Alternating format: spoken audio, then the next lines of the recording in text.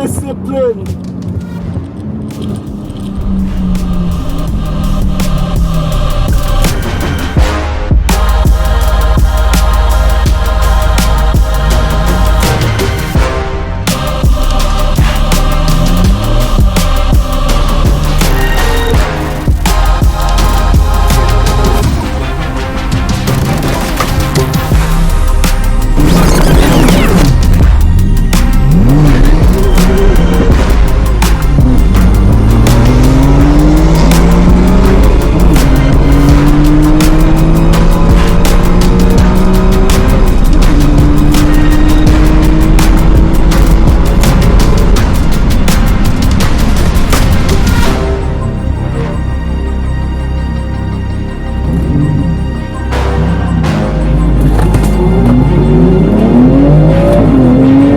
Look at this. Somebody come look at this. Look at this. Somebody come and look at this. Look at this.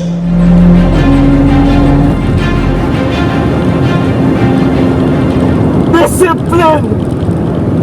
Discipline. Discipline.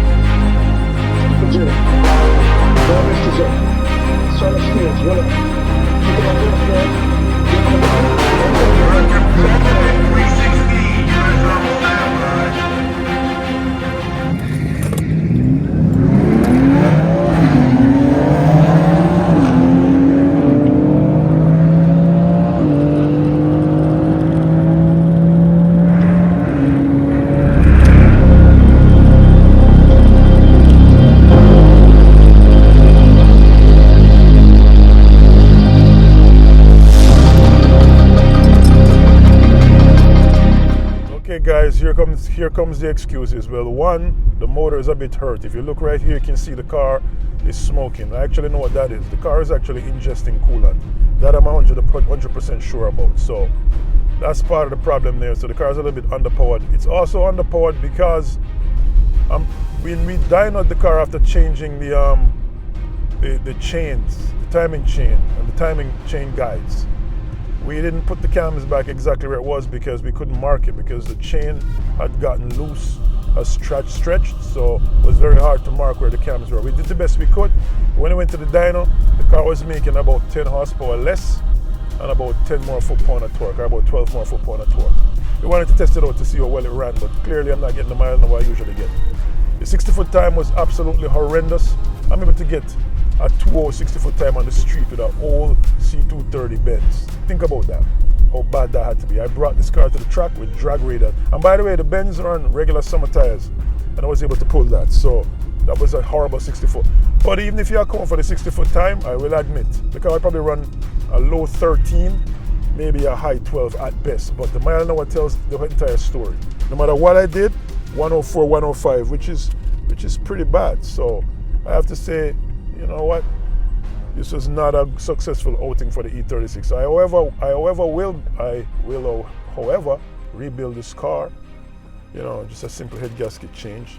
The best time the car ran was the E36 ran was a 13.6 at 104. I haven't seen those times since I was making like 260 horsepower to the wheel, which is a long time ago. So this car 14 years ago was a beast. Now after watching the video and realizing what a gap, the gap city, the bus lengths I got, man, I was thinking to myself, God damn, this E36 was fast back in the days, like really, really fast. Look at the X3M going, and that's a 12.5 pass, 12.5, 12.6, 12.7. Jesus Christ, the E36 is fast for a naturally aspirated car. Now the X3M best time was a 12.5 at 113. Gotta give it to my boy OJ though. He had the fastest time out of all the X3 stock X3Ms there. There's one guy there that ran like a 9-second quarter mile time. But all the stock cars out there, which had launch control, were unable to beat this time. So my boy had to launch the car at like brake boost at 1500 RPM, but he was still able to beat everybody's time. I mean, there's one other guy there that ran a 12.5 with launch control, but you know he's not beating this 12.5 because this is a 12.500. So he can't possibly have a faster 12.5 time. But yeah, man, OJ did his thing.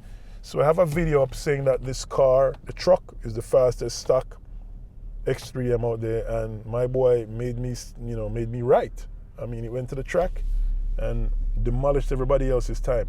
Now I can't wait to see what's going to happen when the XHP tune goes on this. Now for all the people talking about granny shifting and all that, just so you know, you see that granny shifting I did is the same exact granny shifting I did when I ran the 12.6. So what are you saying? It's apples to apples. I mean, I'm a little bit older. It's been 14 years, but I'm not that much slow. I'm not half a second slow, all right? So for the most part, yes, the E36 could have won if it ran a 12.6 because twice the X3M ran like a 12.6 and a 12.7.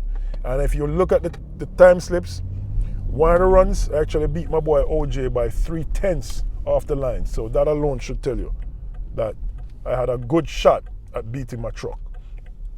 Anyway, it is what it is. I'm still a winner. Truck came back home. E36 came back home in one piece, no issues.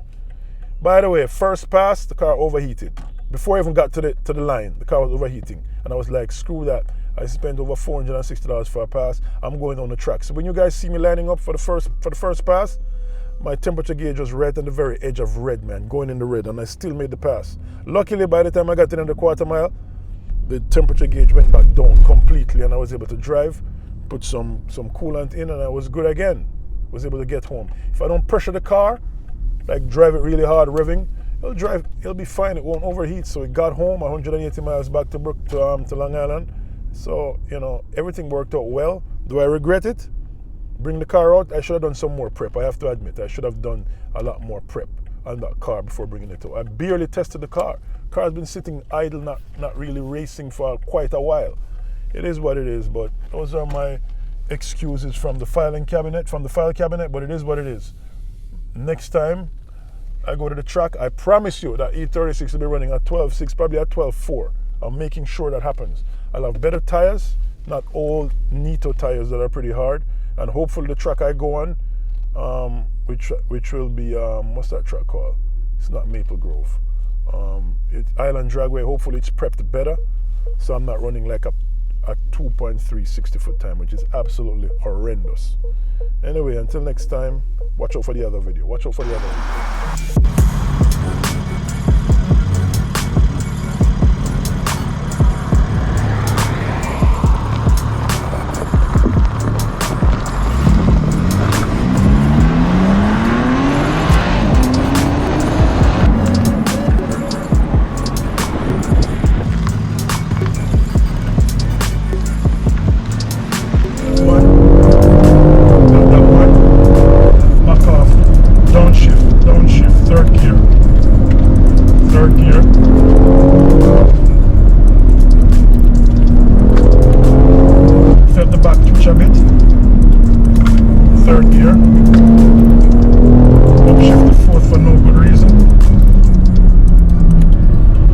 Downshift again to third.